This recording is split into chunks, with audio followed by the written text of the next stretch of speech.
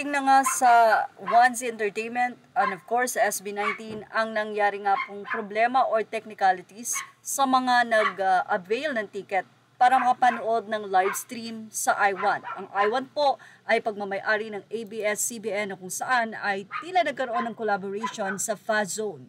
Ang mga hindi po makakapanood ng personal ay makakapanood through live streaming kapag nag-avail sila ng ticket at makakapag-login sila sa I1 kung saan mapapanood nga nila live ang nasabing Fazone na concert anniversary ng SB19 with collaboration of Francis Liviran na guest naman si Miss G, Sara Geronimo at syempre ang nasabi nga pong live stream na ito ay dinagsak ng 18. Mula sa 1Z Entertainment, narito ang kanilang pahayag. Mula sa 1Z Entertainment, notice our team is currently reviewing and addressing some unexpected audio issues to ensure the best possible experience for you. At 1Z Entertainment, we always aim for the best for our patrons, and we are deeply saddened by these issues. We understand your excitement and are closely collaborating with I1 to deliver a seamless replay. We sincerely apologize for any inconvenience this may have caused, and will update you with the replay schedule as soon as possible.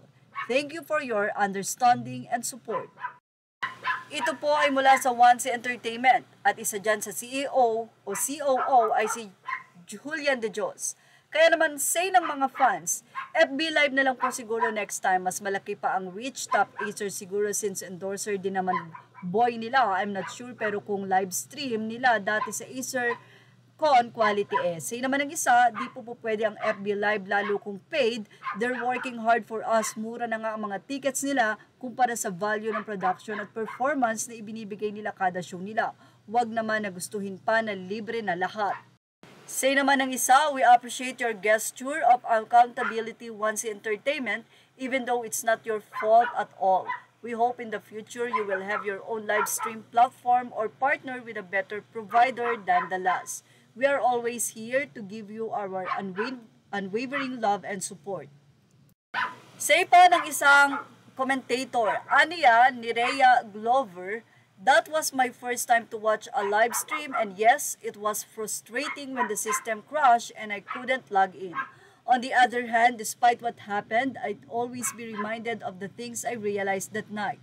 What happened on the live stream that night is concrete evidence that SB19 has already reached an undeniable number of fans and supportedly globally. The group has a wide age range of audience who have the financial capabilities to sell out their local and international concert. 18s, your actions speak louder than words. Being an optimistic person always find good things in bad things. Let's hold on the positive one, 1Z Entertainment. It wasn't your fault at all, but I appreciate how you take accountability and what happened. I still definitely watch SB19 concerts on live stream in the future. Anyway, ganyan magmahal ang solid fans.